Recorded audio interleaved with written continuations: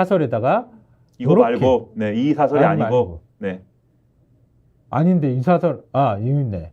네, 지휘라인 그렇죠. 전격 교체. 이겁니다. 네, 꼭 지금 했어야 했어요. 이렇게 얘기를 하네. 그렇죠. 제목이 그런데 내용은 앞서 저희가 말씀드린 내용이에요. 다 자기들도 했던 거야. 근데 이 사설에서 제가 주목이 된 거는 마지막 문장이에요. 송지검장의 후임으로 임명된 이창수 전주지검장은 과거 윤석열 검찰총장 징계 파동 때 윤 총장의 오른팔인 대검 대변인으로 일했던 사람이다.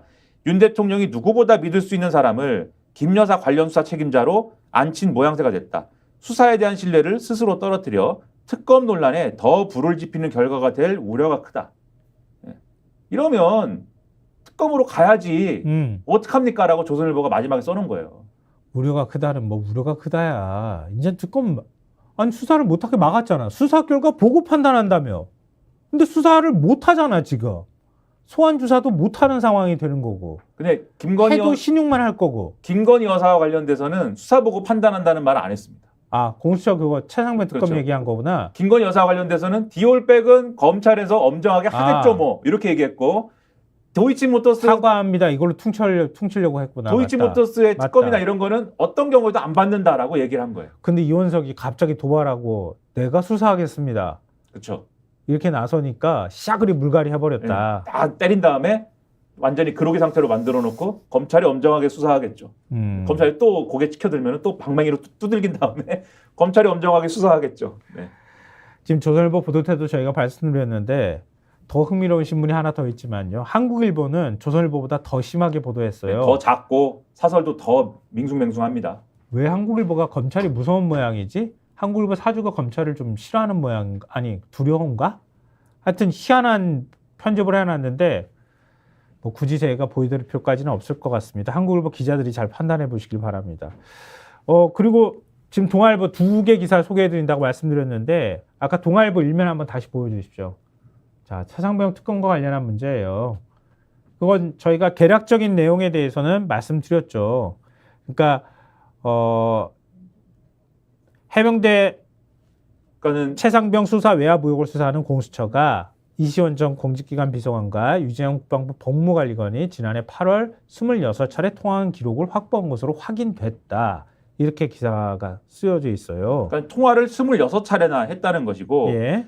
첫 통화는 8월 2일 날 해병대 수사단이 최상병 순직과 관련돼서 임성근 해병대 1사단장 등 8명에게 업무상 과실치사 혐의를 적용해서 경북경찰청에 이첩했던 수사 결과를 국방부가 회수해 왔던 날, 그게 지난번에 전해드린 한겨레 보도로 나온 보고서, 우리가 이렇게 이첩 막 하는데 네. 이게 맞는지에 대한 보고서, 정책 보고서 요구했다라는 거, 네. 그 부분인 것 같고, 그런데 여기서 통화로 끝나는 게 아니라 이후 회수한 수사 결과를 국방부 조사본부가 재검토하기로 결정 및 추진한 8월 9일 전후의 통화가 집중됐다. 왜냐하면 이 회수한 수사 결과에 보면은 혐의와 혐의자가 적혀 있는 수사 결과잖아요. 8명의 혐의자가 특정이 그렇죠. 됐었죠. 근데 국방부 조사본부가 그걸 이제 지금 윗선에서는 우리가 의심하기로는 그 혐의자 중에 누굴 빼고 싶은 거지 않습니까? 그렇죠. 국방부 조사본부가 그래서 이걸 재검토합니다. 재검토할 때 전화를 계속 한 거예요. 이시원 비서관이 이 국방부 이 법무관리관한테. 그리고 그 다음에 윤석열 대통령이 이 조사 내용에 대해서 질책했다는 경로설이 언론 보도로 처음 언급되는데 그게 8월 말인데 그때도 10여 차례를 통화를 하더라. 그러니까는 이렇게 크게 나누면 세 국면에서 통화가 집중돼 있어서 그때 뭔가 중요한 자기들끼리의 어떤 외압이나 이런 관여를 한 게 아니냐라는 의심이 드는데, 그런데 평소에 이 두 사람이 통화를 많이 하는 사이면 뭐 이것도 여러 가지 설명을 할 수 있을 텐데 두 사람은 8월 이전엔 한 차례도 전화를 주고받지 않은 것으로 전해졌다. 네, 전화하는 사람도 아니다 서로. 이유가 있지 않겠느냐. 네. 그러니까 대통령 경로설 보도 시기에도 통화가 집중적으로 이루어졌다는 거잖아요. 8월 23일에서 27일 사이에도 10여 차례 통화를 나눴다고 하는데, 그러면 내가 보니까 이시연하고 유재원이 모든 걸 다 알고 있어. 그렇죠.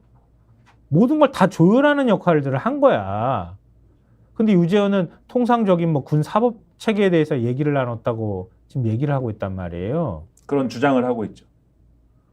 공수처가 어디까지 이거를 할 수 있을까 좀 걱정이 되긴 하는데요.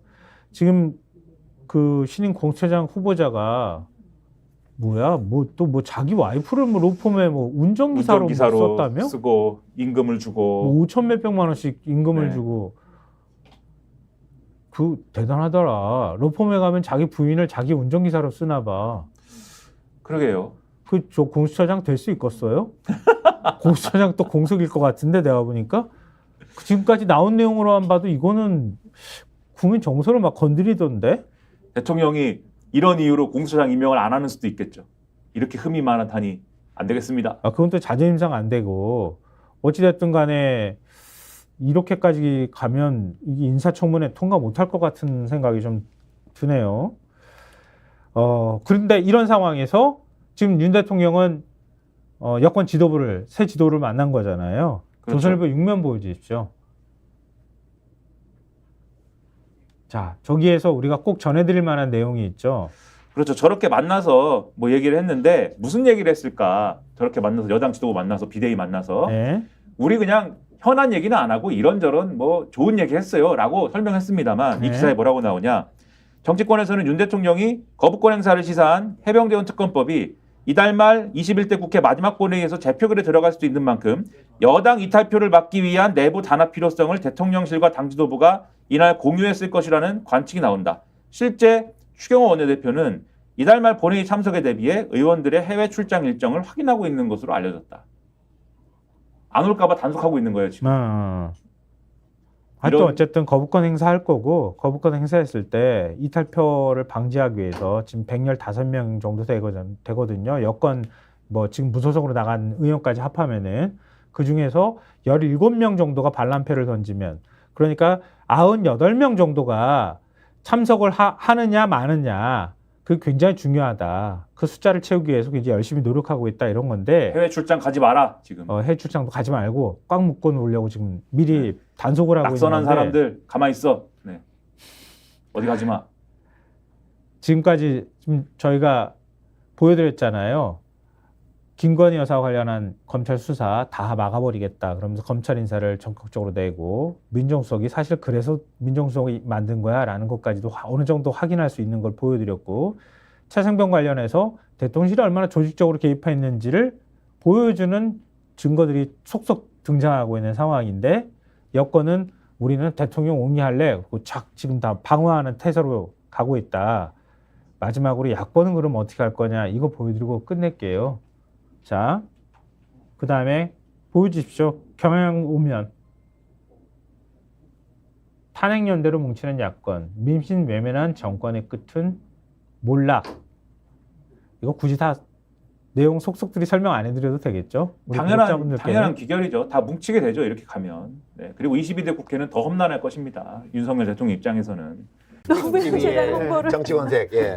다시 제가 말씀드리죠. 예. 구독, 좋아요, 사랑입니다. 예.